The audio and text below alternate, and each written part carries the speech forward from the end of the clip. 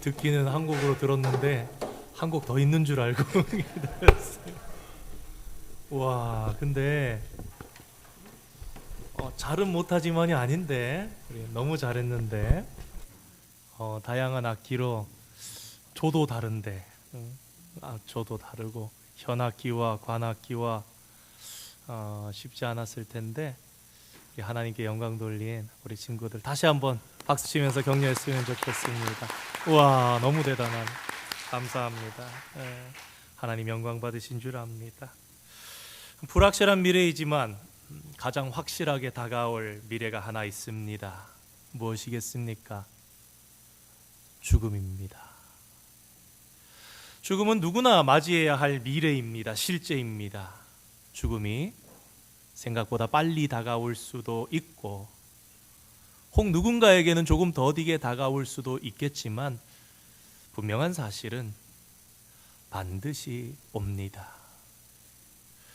그렇다면 우리는 죽음을 준비해야 합니다. 그런데 죽음을 준비하라고 하면 대개가 장례식, 묘자리, 어디 묻힐까 등을 생각하게 되는 것 같습니다. 그러나 여러분, 장례식 준비는 죽음 준비가 아닙니다. 그리고 장례식은 죽은 자가 준비하는 것이 아니라 산 가족들이 준비하는 것입니다.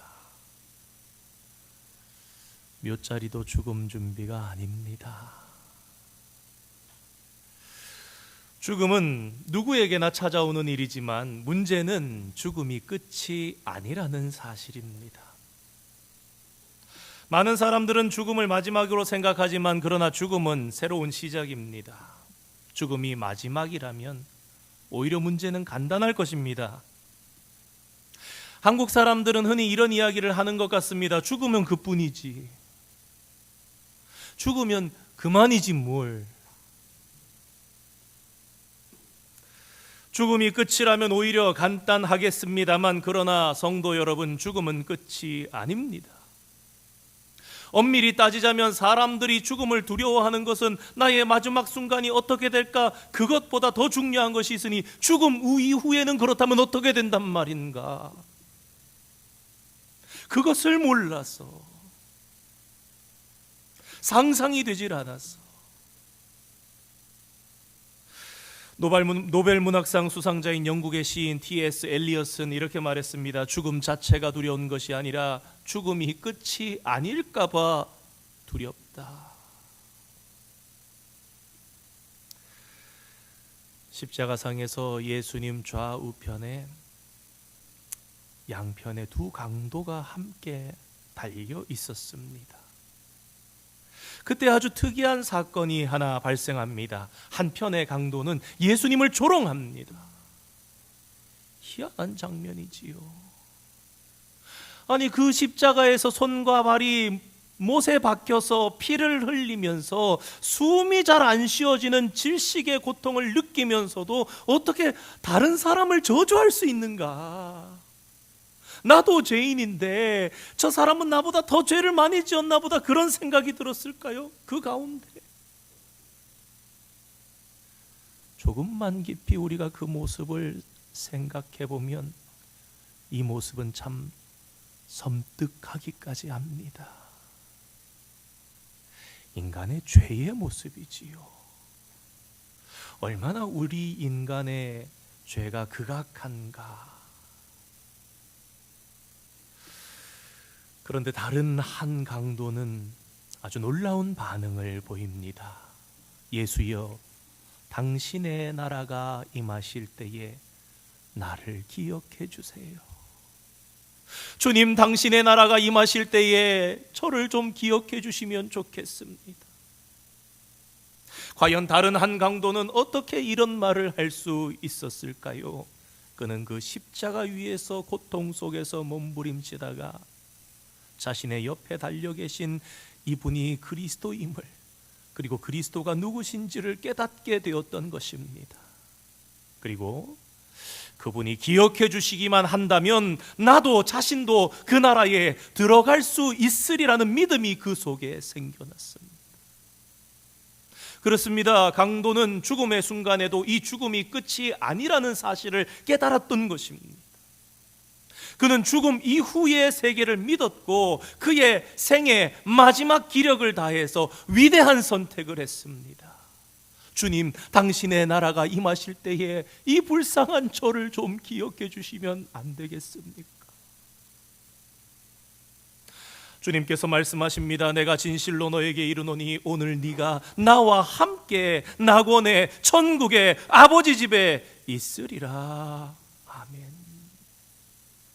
그렇습니다. 죽음이 끝이 아닙니다. 우리가 주님께 기억되어야 하는 이유는 바로 죽음이 인생의 마지막이 아니기 때문입니다. 여러분은 기독교를 어떤 종교로 생각하십니까? 기독교는 결코 죽음 자체를 기리는 종교가 아닙니다. 숭고한 한 분의 죽음에 대해서 묵상하는 그런 종교가 기독교가 아닙니다. 죽으시고 3일 만에 성경의 예언대로 다시 살아나신 예수님의 그 생명에 우리가 동참하는 것, 우리가 하나 되는 것, 그것이 부활절입니다. 그래서 십자가와 부활, 이 두 가지가 핵심 사건입니다. 부활이 없이 십자가는 의미가 없습니다. 그리고 십자가가 없는 부활 역시도 마찬가지입니다. 그러므로 십자가와 부활, 이 둘은 하나로 기독교의 심장부라 말씀드릴 수 있겠습니다. 예수님의 부활이 없었다면 기독교는 그저 하나의 철학 혹은 사상 같은 것에 불과했을 것입니다. 복음서는 매우 자세하게 예수님의 부활 사건에 대해서 기록하고 있습니다. 부활의 사실성, 부활의 역사성을 성경 곳곳에서 우리가 확인할 수 있는 것입니다. 그분의 무덤이 어떠했고, 그분의 마지막이 어떠했고, 그분의 고통이 어떠했고, 그것을 누가 보았으며 그 이후에 무덤에서는 무슨 일이 일어났고, 복음서를 보면 부활하신 주님께서는 제자들에게 한두 번 나타나신 것이 아니었습니다. 네가 착각했겠지, 네가 예수님 너무 보고 싶어서 상상 속에 만났겠지. 그렇지가 않았습니다. 두세 제자에게, 한 명의 제자에게, 11 제자에게, 12 제자에게. 복음서의 사건들을 기록해 보면 예수님께서는 제자들에게 무려 11번이나 나타나심을 우리가 종합적으로 알게 됩니다. 다른 시간, 다른 장소에서. 그리고 고린도전서 15장 말씀에 사도 바울의 증언을 보면 이 주님의 부활은 제자들에게 뿐만 아니라 500여 형제들이 보는 그 자리에서 500여 명이 주님, 부활하신 주님을 한꺼번에 봤던 그 일에 대해서도 기록하고 있습니다. 무슨 말씀입니까? 부활은 결코 허구나 가설이 아니다. 성경은 우리에게 증언하는 겁니다. 여러 증언. 마태가, 마가가, 누가가, 요한이, 사도 바울이, 베드로가 주님의 부활은 결코 허구가 아니다, 가설이 아니다. 부활은 이러한 역사적인 사실 위에 기초한 것이요, 우리가 경험한 것이요, 우리가 증인이 되는 그러한 것임을 뜨거운 마음으로 우리에게 전하고 있는 것입니다. 그렇다면 왜 그토록 부활이 중요하냐, 이것입니다. 인간에게 죽음은 항상 최종적인 것으로 받아들여졌습니다. 죽음은 가장 비극입니다. 인생에게 있어서 죽음은 최악의 재앙입니다. 사망의 권세는 마치 최후의 승리자처럼 우리 위에 군림하고 있는 최고의 권력이고 최고의 파워였습니다. 여러분 한번 생각해 보시기 바랍니다. 세상의 그 어떤 영웅 호걸도 권력자도 죽음 앞에 무너지지 아니한 자가 있었습니까? 지금까지 수천 년의 역사 속에 모든 인간이 죽음 앞에 무릎 꿇고 두려워했습니다. 헬라의 알렉산더도, 바벨론의 느부갓네살도, 살만헤셀 같은 왕도, 한국의 광개토 대왕 같은 왕도 다 죽음 앞에 무릎 꿇고 두려워하며 거부할 수 없었고 그 죽음에 굴복하고 말았습니다. 그런데 예수님께서 부활하심으로, 예수님의 부활 사건으로 말미암아서 사망의 권세가 지금까지는 어느 누구 하나 예외 없이 무릎 꿇게 만들었는데 사망의 권세가 그분 앞에 무릎을 꿇는 일이 일어났던 것입니다. 다시 말해 인류 역사의 가장 위대한 전환점, 그 역사를 쓰신 분이 바로 우리 주님. 부활의 권세가 가장 큰 줄 알았는데 죽음의 권세, 죽음의 파워보다 더 큰 권세, 더 큰 힘이 있다. 얼마 전 수요예배 때 설교 드렸었지요. 나인성 과부의 그 아들의 죽음을 바라보면서 주님께서 분이 여기시고 나사로의 죽음에 대해서 분이 여기시면서 인간이 이렇게 죽음이라는 것에 잡아먹힐 그런 존재로 내가 만들지 않았는데 하나님과 함께 영생하며 하나님과 함께 교제하며 하나님을 찬양하며 영원롭게 하기 위해서 영원한 존재로 만들었는데 죽음 앞에 무기력한 그렇게 변해버린 인생을 측은히 여기시며 비통히 여기시면서 그렇게 바라보셨습니다. 그리스도의 부활 앞에 죽음의 세력은 적수가 되지 않는다는 사실을 깊이 깨닫는 저와 여러분 되시기를 주님의 이름으로 축원드립니다. 초대교회는 오순절 성령님의 임하심으로 주님의 부활과 함께 새로운 공동체가 됐습니다. 여러분, 마가의 다락방에 모여있던 120문도가 뭐가 그렇게 힘이 있었습니까? 뭐가 그렇게 세상을 주목할 만했습니까? 그들은 그저 주님을 사랑했지만 돌아가신 주님 다시 사셨음에도 불구하고 자신들의 믿음을 밝히 드러내지는 못하고 그저 한 곳에 모여서 기도하며 주님의 약속을 기다렸던 것뿐입니다. 그런데 오순절날 성령이 임하시자 주님의 부활과 함께 부활 공동체로 변화한 겁니다. 부활을 중심으로 부활의 복음이 사도들의 삶을 완전히 바꾸어 놨습니다. 사도들과 성도들의 길을 완전히 살려놓았습니다. 그리고 그들은 용기 있는 부활의 증인이 되었습니다. 우리 한 3, 4주 전인가요? 세례에 담겨있는 의미에 대해서 초대 교부 당시에 있었던 그 일들에 대해서 신앙 고백이 목숨을 걸 만한 그런 결연한 일이었다는 것을 우리가 보았지요. 그들은 부활의 증인으로 목숨보다 더 귀한 고백으로 살았던 것입니다. 다시 말해서 당시의 교회는 부활의 권능 위에 세워졌던 것입니다. 부활하신 예수님께서 제자들에게 나타나셔서 숨을 내쉬며 이르시되 성령을 받으라, 그런 이야기가 나오지요.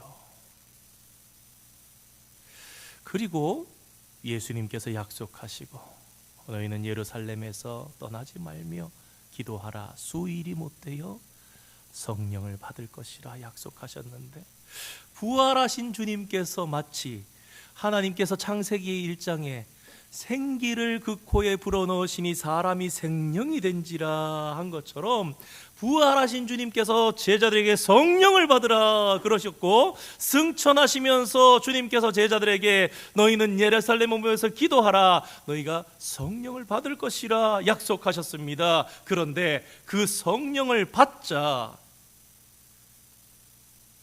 이 초대교회 공동체, 부활의 공동체, 예수의 공동체가 변해서 새로운 공동체가 되었던 것입니다.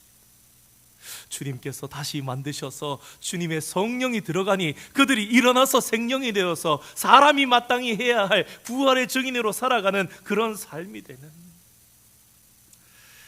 그런 사도행전에는 사도들에게 그렇게 성령이 임하자 부활의 공동체로 그들이 우뚝 서게 된 모습을 우리들에게 증거합니다. 그것이 그들에게만 있었던 일입니까? 오늘 저와 여러분에게 성령이 부어질 때, 오늘 살아서 생동감 있게 찬양하고 주님을 사랑한다 고백하고 나가서도 복음 붙잡고 삶은 그렇게 모르겠는데 왜 저렇게 행복하지? 왜 저렇게 힘들 텐데 안 울지? 왜 저렇게 그런데 싱글싱글하면서 살아가지? 왜 그렇습니까? 부활하신 주님이 내 주님이시니까.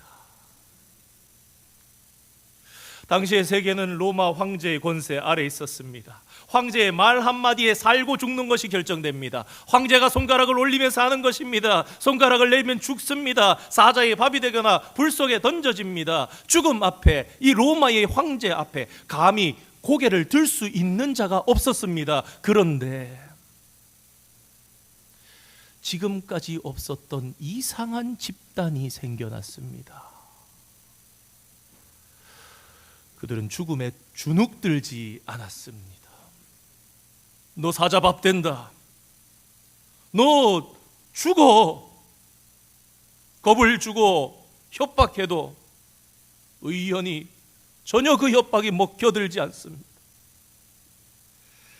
예수의 공동체는 바로 부활의 공동체였기 때문입니다. 부활의 사건이 우리에게 주는 메시지는 무엇입니까? 주님은 지금도 살아 계신다는 것입니다. 주님은 과거 2000년 전에 살아나신 분이시다는 것이 아니라 주님은 지금 내 안에 살아 계십니다. 내 곁에 계십니다. 내 손을 붙잡고 계십니다. 그 주님과 내가 함께 살고 있습니다. 그것이 우리의 고백 아닙니까? 우리가 주님과 교제한다는 말이 무엇입니까? 그것은 죽었다가 다시 살아나신 부활의 주님과 오늘 내가 교제한다. 성령은 어떤 분이십니까? 우리가 믿고 교제하는 성령은 부활의 영으로 우리 안에 계신 분이십니다. 부활은 장차 우리가 나중에 부활하게 될 거야 라는 미래적인 것만이 아니라 현재적으로도 우리가 누려야 합니다. 이 현재가 너무나 중요합니다. 우리가 죽고 난 다음이 아니라 부활의 영과 함께 우리가 지금의 일상을 부활의 증인으로, 부활을 체험한 자로 살아가야 합니다. 이제는 나 혼자 사는 것이 아닌 부활의 주와 함께 살아가고 있음을 믿으시는 저와 여러분 되시기를 주님의 이름으로 축원드립니다. 그래서 그리스도인들이 모이면요, 그 중심에 누가 있습니까? 부활의 영이 함께 계시는 거예요. 부활의 영이 있는 성도가 모여서 교제를 하면요, 대화를 하면요, 두세 사람이 대화를 해도 대화의 중심이 무엇이 되느냐? 부활하신 주님이 우리 대화의 중심이 되는 거예요. 그럼 어떻게 됩니까? 진짜 성도의 교제가 이루어지는 것입니다. 우리가 성도로 교회를 다니며 살아가지만 때로는 마음이 세상에 빼앗길 때가 있어서 모여서 이렇게 대화하다 보면 다른 데로 흘러가는 안타까운 때가 있습니다. 그런데 참 멋진 분들이 우리 교회 안에 계십니다. 참 대화를 하면 항상 중심이 예수님, 믿음, 예배, 성도된 삶으로 늘 귀결되는 그런 귀중한 분들을 제가 만나면서 살아가면서 참 복된 성도님들이다, 그런 생각을 합니다. 부활의 복음은 내가 강할 때에는 잘 와닿지 않을 수 있습니다. 모든 것이 잘 되고 젊고 건강할 때에는 부활에 별 관심이 없습니다. 그러나 약할 때, 내가 위기를 만날 때, 부활은 낯선 언어가 아닙니다. 우리 성도님의 부모님 중에도 건강하실 때는 아무리 전도해도 흔들림이 없는 완고하셨는데 연약할 때, 병들 때 주님이 필요함을 깨닫고 영접하시고 전국 배선 되신 분들이 계신 것을 알게 됩니다. 사도 바울은 내가 약할 때에 곧 강함이라 말했습니다. 약해져서 더 이상 아무것도 의지할 수 없는 상태에서 이 부활의 복음은 우리에게 더욱 강하게 다가옵니다. 바울은 다메섹 도상에서 부활하신 예수님을 만난 후에 모든 것이 달라졌습니다. 사도 바울의 서신서를 자세히 들여다보면 주님의 부활, 예수님의 부활, 다시 사신 예수님에 대해서 수십 차례나 언급하는 것을 알게 됩니다. 그리고 그 바울은 우리가 앞으로 미래에 부활할 거야 그것만 말한 것보다 더욱 현재의 부활, 오늘 내가 부활을 체험하고 그 부활이 나에게 영향을 미치는 그러한 삶에 대해서 강조합니다. 그러므로 사랑하는 성도 여러분, 우리가 모일 때마다 확인해야 하는 것이 바로 부활의 소망입니다. 힘들고 어려워도 김 집사님, 이 집사님 힘내세요. 부활하신 주님이 우리 집사님과 함께 하세요. 내가 기도할게요. 부활의 주님과 함께 기도할게요. 우리 부활 소망 붙잡고 삽시다. 그러면서 힘을 내는 것 아닙니까? 진정한 예배의 경험이 그때에 살아납니다. 우리가 부활을 믿고 부활이 우리 삶을 움직이는 중심축이 되어야 합니다. 그것이 바로 현재의 부활 가운데 살아가는 성도의 삶입니다. 오늘도 예배하러 우리가 모였습니다. 예배 때마다 확인해야 되는 거예요. 주님 부활하셨다. 우리는 죽음에 대해서 확신합니다. 죽음에 대해서 부정하거나 의문을 품은 분들은 아마 안 계실 거예요. 내가 진짜 죽겠어? 이런 분들 안 계실 거 아닙니까? 마찬가지로 부활도 실제여야 합니다. 그럴 것 같아 이런 게 아니라 난 주님처럼 부활한다. 부활은 오늘도 내 삶 속에서 역사되어지는 실제다. 그렇잖아요. 우리는 죽음의 위협을 매 순간순간 느낍니다. 매일 우리를 둘러싼 것이 죽음의 위협입니다. 우리는 생물학적으로 지금 살아있으나 실상은 죽음의 지배 아래에 시한부로 사는 것과 마찬가지입니다. 그런데 마찬가지로 부활도 오늘 저와 여러분을 감싸고 있는, 오늘 우리 삶 가운데 역사되어지는 리얼이라는 말입니다. 부활은 미래에 대한 막연한 낙관이 아닙니다. 잘 될 거야 그렇게 이야기하는 것이 아닙니다. 부활을 경험하는 삶이란 죽은 자를 살리신 하나님과 내가 날마다 손붙잡고 날마다 동행하는 삶. 우리가 길을 가도 그냥 내가 운전해 갈 수 있고 그냥 내가 걸어가는 사람이 있고요. 우리가 잠깐 길을 가도 주님 제가 갑니다. 같이 가주세요. 주님 사랑합니다. 그러고 가는 사람이 있는 거예요. 우리 고린도전서 15장 55절 6절 7절 말씀, 우리 사도 바울의 이 놀라운 고백을 함께 고백하기 원합니다. 함께 읽겠습니다. 시작. 사망아 너의 승리가 어디 있느냐? 사망아 내가 쏘는 것이 어디 있느냐? 사망이 쏘는 것은 죄요 죄의 권능은 율법이라. 우리 주 예수 그리스도를 말미암아 우리에게 승리를 주시는 하나님께 감사하노니. 아멘. 그리스도가 우리에게 주신 최종적인 승리에 대한 멋진 선포입니다. 완전한 승리라는 것입니다. 여러분 한번 2020년, 2019년 연말, 2020년 연초를 한번 생각해 보시기 바랍니다. 코로나19가 창궐할 때에, 그때는 우리의 삶에 죽음의 공포가 내 곁에 와 있는 것 같았습니다. 온 세상을 뒤덮고 있었습니다. 부자나 가난한 자가 따로 없었습니다. 권력자나 힘없는 자나 모두가 두려워서 떨고 있었습니다.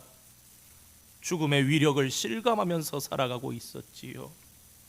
그런데 그 두려움을 이길 힘이 어디에서 나옵니까? 죽음의 두려움은 원천적으로 사라지지 않습니다. 그러나 사랑하는 성도 여러분, 오늘 이 주님의 부활을 기념하는 주일, 인류가 모두 걸려있는 이 죽음을 이기는 백신은 오직 예수님의 부활밖에 없다는 사실을 믿고 기억하시는 저와 여러분 되기를 원합니다. 죽음을 정복하신 그리스도와 함께 살아가는 삶이 백신입니다. 주 안에 있는 나에게 단 근심이 있으랴. 주님이 저와 여러분을 살 만큼 살게 하실 거예요.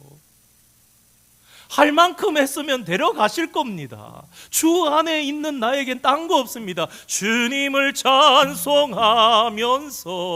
할렐루야 할렐루야 그러면서 가면 됩니다. 아이고 뭘 준비를 더 못 해놨는데, 아이고 뭐 우리 아들 딸들 뭐 또 시집도 가야 되는데, 주님을 찬송하면서 가면 됩니다. 신실하신 하나님, 선하신 아버지 하나님께서는 내 아내, 내 남편, 내 부모, 내 자식 신실하게 돌보시고 길러가시는 것입니다. 죽음의 두려움을 이기고 생명의 충만함으로 살아가는 힘은 사랑하는 성도 여러분, 예배를 통해서 주어집니다. 말씀을 통해서 주어집니다. 우리의 예배 중에 임재해 계시는 주님이 바로 부활하신 주님이시기 때문입니다. 오늘 이 자리에 주의 영이 충만히 임해서 저와 여러분의 가슴 속에 이 예배를 통해서 영광 받으시는 주님이 바로 부활의 주님이시기 때문에 그 주님을 참되게 예배할 때에 우리는 죽음의 권세로부터 벗어나서 새로운 존재가 되는 것입니다. 생명의 충만함으로 지금도 저와 함께하고 계신, 나와 함께하고 계신 주님을 영으로 느끼시고 그 주님의 손이 내 몸에 닿는 것을 느끼시고 부활의 확신 붙잡고 뛰는 심장으로 살아가는 저와 여러분 되기를 원합니다. 그 하나님을 매일의 삶 속에서 신뢰하며 살아가시는 모든 성도가 되시기를 주님의 이름으로 축원드립니다. 하나만 더 하고 마치겠습니다. 여기까지 해도 괜찮을 텐데. 성도의 삶의 기초는 부활입니다. 부활은 죽음의 반대편에 있는 생명으로 성도는 이 생명의 힘에 매여서 살아갑니다. 부활의 신앙을 가지면 힘이 솟습니다. 아까도 말씀드리면서 저만 그랬는지 모르겠지만 세상 근심 없어지잖아요.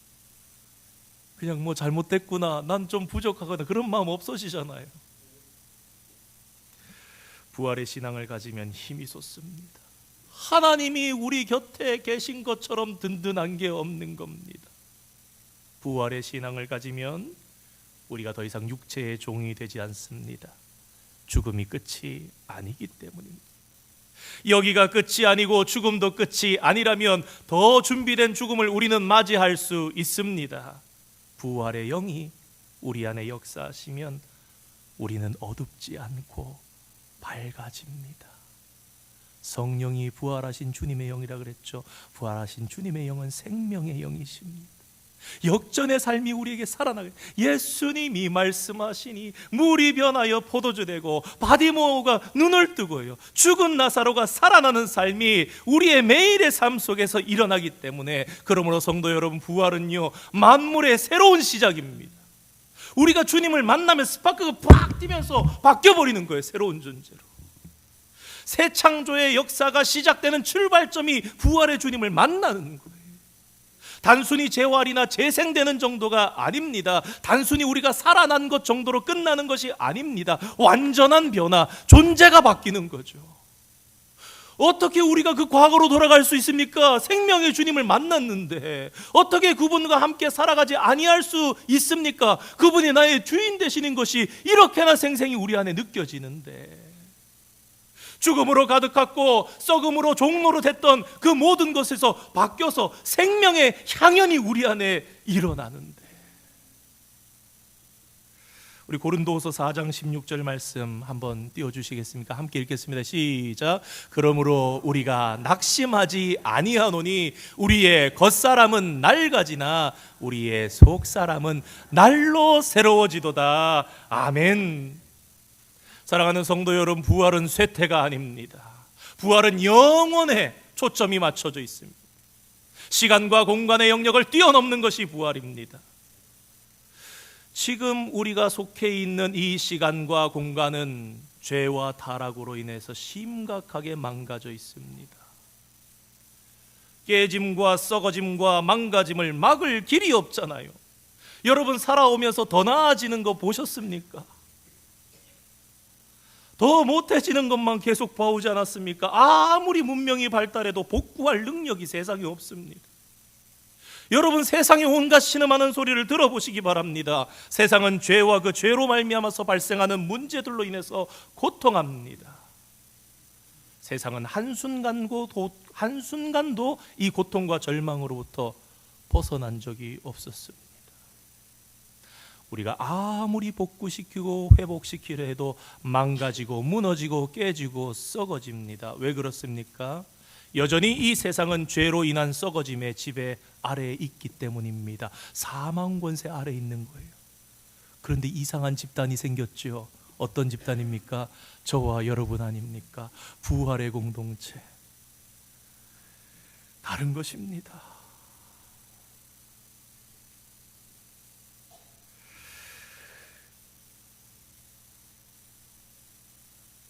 이 세상에 일어나는 일들은 어떤 것이든지 부분적입니다. 건강을 얻어도 부분적이고, 자유를 누려도 부분적입니다. 사랑도 마찬가지입니다. 누군가에게 아무리 위로를 받아도 부분적입니다. 완전하지 않습니다. 무언가 아쉬움이 남습니다. 그것이 이 땅에서의 삶입니다. 인생 전체가 잠깐이고 죽음은 매우 가까이에 있습니다. 만약 그러한 이 땅에서의 삶이 전부라면 이 땅에서의 우리의 삶은 비극일 것입니다. 사도 바울이 그래서 이런 이야기를 했죠. 고린도전서 15장 19절 말씀 한번 함께 읽겠습니다. 고린도전서 15장 19절 시작. 만일 그리스도 안에서 우리가 바라는 것이 다만 이 세상의 삶뿐이면 모든 사람 가운데 우리가 더욱 불쌍한 자이리라. 아멘. 그러나 사랑하는 성도 여러분, 부활은 실제입니다. 부활은 상상하는 것 이상입니다. 우리 빌립보서 3장 21절 말씀 함께 읽겠습니다. 시작.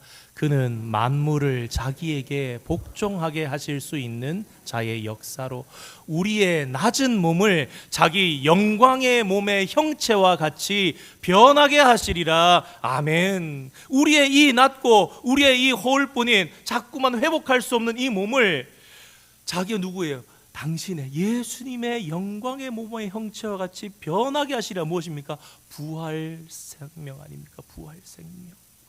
부활의 몸은 영화로운 몸으로의 변화라는 것을 말씀하는 것입니다. 그러므로 사랑하는 성도 여러분, 주님의 부활과 함께